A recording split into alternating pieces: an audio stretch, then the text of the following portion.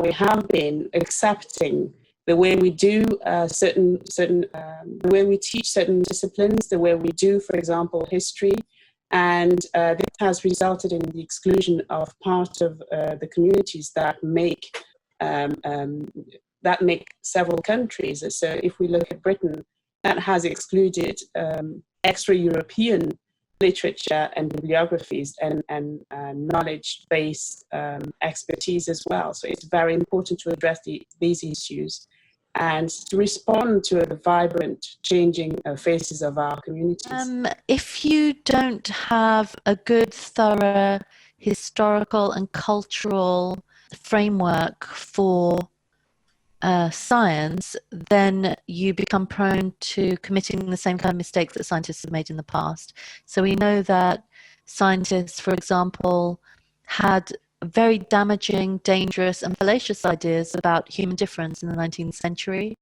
Sexist ideas, racist ideas that now we understand were wrong, but scientists are still at risk of falling into those logical traps again. If they understand those mistakes that were made in the past, then we can make sure that that doesn't happen again. We're dealing with a scale of inequality, both here and across the world, that is somewhat unprecedented.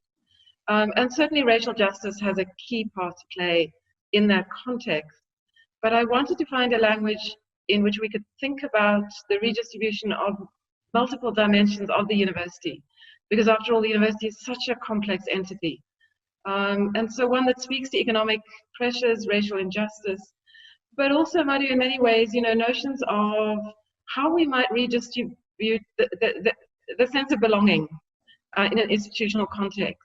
The sense, perhaps we could refer to as habitability, the capacity to be listened to. And so all of these things start to feed into what I think a university ought to be.